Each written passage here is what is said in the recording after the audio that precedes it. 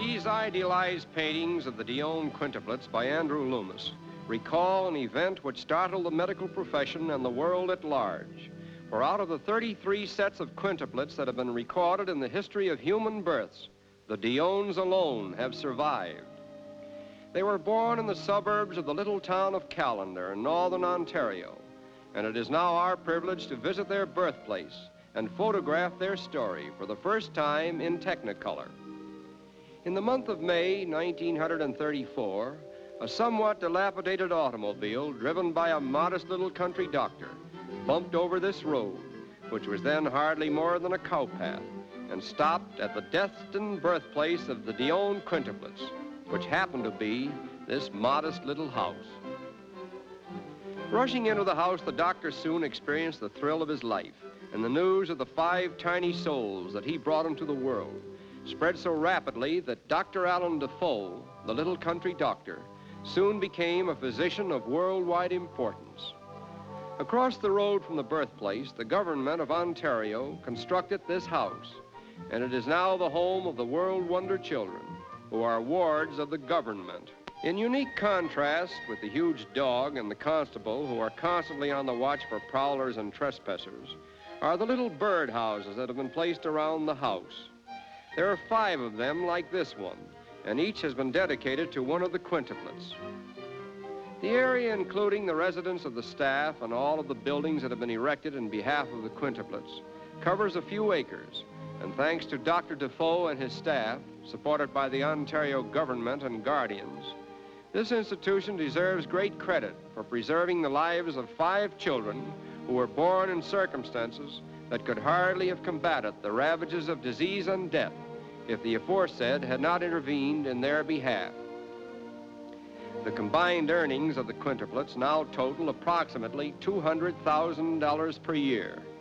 But outside the jurisdiction of the guardians and the state, a small amount of private enterprise has been tolerated, and it has given a somewhat flamboyant appearance to the quintuplet domain.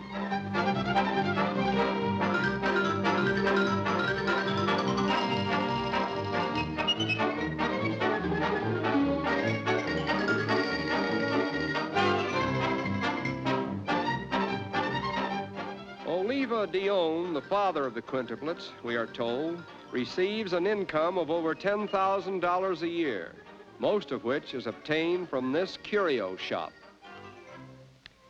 And now the time has come to see the 5 famous children. Hundreds of automobiles have suddenly appeared out of nowhere, and they have brought the morning's contingent of visitors, just an average weekday gathering, adding a few more mortals to the millions who have visited the quintuplets in the last few years. Thanks chiefly to the government of Ontario, each day, weather and health permitting, the children may be seen without charges of any kind, and an ingenious system has been devised whereby the visitors are not seen by the quintuplets.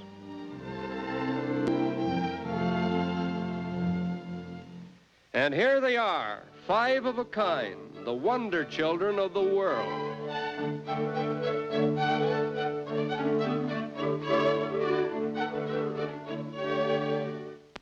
In spite of the fact that their food, dress, and living habits are identical, they are 5 distinct little characters, and although they are more or less confined to the limits of their nursery, under the best of scientific supervision, they are not unaware of what is going on in the world outside.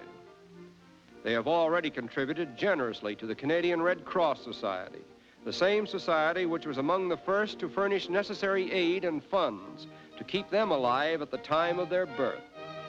And they have invested heavily in Dominion war bonds, thereby doing their bit for the cause of civilization.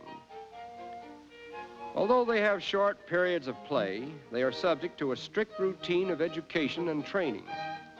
They get up at 7:30 every morning and dress together in their large bathroom. At 8 o'clock, they have a breakfast of cereal, bacon, eggs, and as much milk as they desire. Their formal school classes average about 2 hours a day, and after that, they are given opportunities to express their natural talents and inclinations. Incidentally, it has been estimated that human quintuplets occur only once in 57 million births, and aside from the Dionnes, no quintuplets have been known to live more than a few days. Until recently, they spoke French exclusively, but they are now learning English. Being devout Roman Catholics, their teaching has been entrusted to nuns. Although there are 7 more children in the Dionne family, they have been very much segregated from their famous sisters. But there was a movement underway at the time of our visit, which promised to unite all of the Dionnes under one roof. Assisting Dr. Defoe in the healthful and intelligent rearing of the quintuplets are, from left to right, head nurse Dionne Quintuplets, Gaetane Vezina, governess, and nurse Gertrude Provencher. And now we meet the man who deserves most of the credit for keeping the quintuplets alive and well, Dr. Alan Roy Defoe. Although he has emerged from the obscurity of a humble country doctor into a prominent place among the fraternity of world-famous physicians, the sudden transition has in no way affected his simple viewpoint on life, and he attributes his success to nothing more than a sound application of common sense. Although the little country doctor is no longer one of the official guardians, he has abandoned his outside medical practice and now devotes his life exclusively to the care of his precious charges for a modest fee which hardly provides him with the bare necessities of life.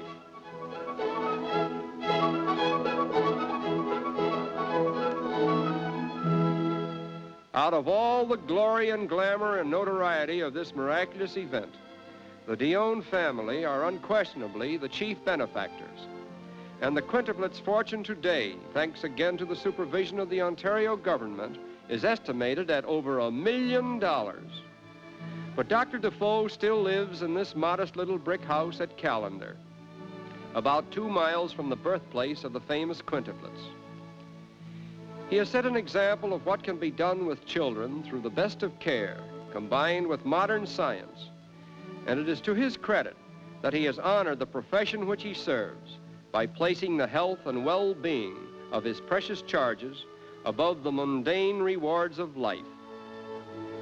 Dr. Defoe, the world salutes you and the wondrous wards of your endeavor.